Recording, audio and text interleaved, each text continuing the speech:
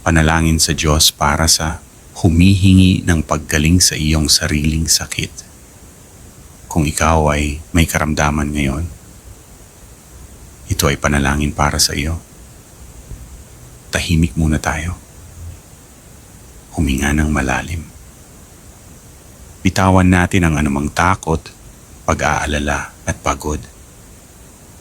Ihanda natin ang ating puso sa presensya ng Diyos. Kung ikaw ay may karamdaman ngayon, ito ay panalangin para sa iyo. Panginoong Jesus, narito ako ngayon, humihingi ng kagalingan, lakas at pag-asa.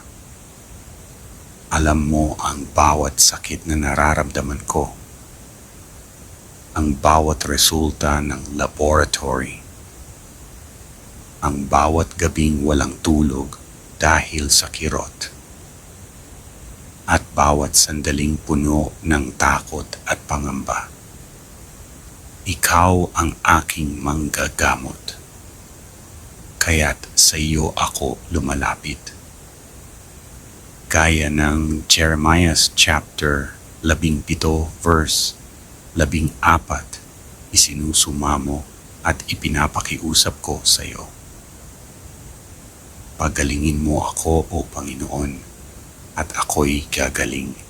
Iligtas mo ako, at ako'y maliligtas, sapagkat ikaw ang aking kapurihan.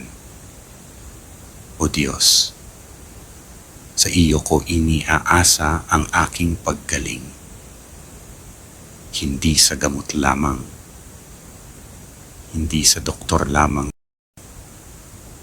kundi sa iyo, na may hawak ng aking buhay. Ang sakit ko man ngayon ay hindi aksidente. Gamitin mo ito upang palalimin ang aking pananampalataya at maging patotoo ng iyong katapatan.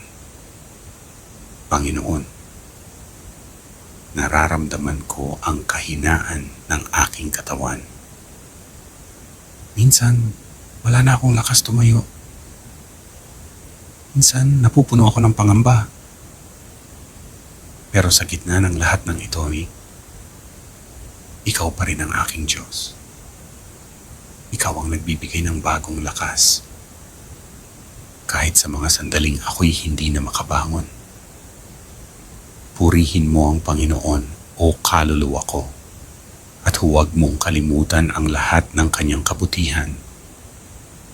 Siya ang nagpapatawad ng ating mga kasalanan at nagpapagaling ng lahat ng ating mga karamdaman.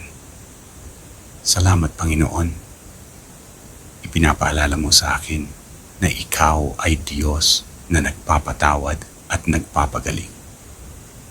Nais kong hawakan ang pangakong iyan. Kahit sa gitna ng matagal na gamutan, kahit sa kahinaan ng katawan, ikaw ay tapat. Panginoong Jesus, kailangan ko ng lakas. Hindi lang sa katawan, kundi pati sa kalooban.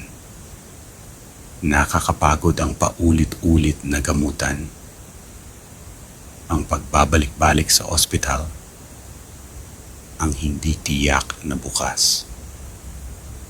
Ngunit alam ko, ikaw ang Diyos ng bawat araw. Ikaw ang nagbibigay lakas sa mga nanghihina, pag-asa sa mga halos sumuko.